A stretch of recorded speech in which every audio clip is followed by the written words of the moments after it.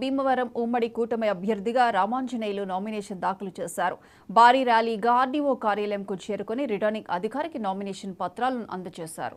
ఈ సందర్భంగా రామాంజనేయులు మాట్లాడుతూ తన హయాంలో భీమవరం నియోజకవర్గాన్ని పెద్ద ఎత్తున అభివృద్ధి చేశారని స్పష్టం చేశారు.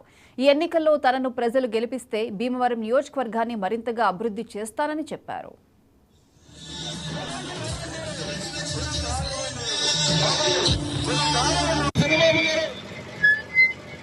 తెలుగుదేశం జనసేన బీజేపీ నాయకులందరూ కూడా కలిసి కట్టడుగా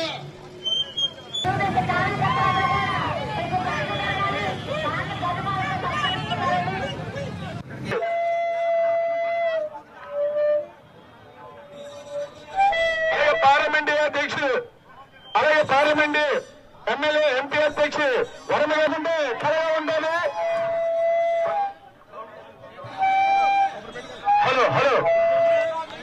జనసేన సహకారంలో భీమవరం నియోజకవర్గాన్ని ఒక మోడల్ నియోజకవర్గంగా తీర్చిదిద్దటానికి మా వంతు మేము కృషి చేస్తాం. పవన్ కళ్యాణ్ గారు వారి ఆలోచన కూడా అభివృద్ధి ధ్యేయంగా పనిచేయాలని చెప్పారు.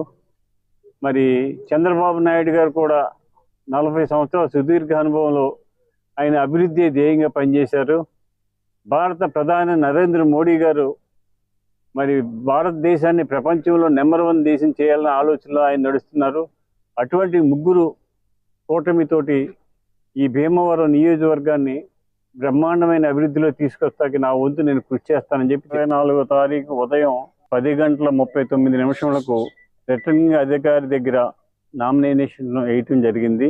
నామినేషన్కి సపోర్ట్కి పెద్దలు గౌరవనీయులు పార్థసారథి గారు, జనసేన అధ్యక్షులు చిన్నబాబు గారు, ఎంపీ పార్లమెంట్ అభ్యర్థి భూపతిరాజు శ్రీనివాస్ వర్మ గారు, గుండి శాసనసభ్యులు రామరాజు గారుతో వెళ్ళి నామినేషన్ వేయటం జరిగింది. అధికారులు నామినేషన్ పత్రాలు అన్ని కూడా చూసుకుని అన్ని కరెక్ట్గా ఉన్నాయన్నారు. జనసేన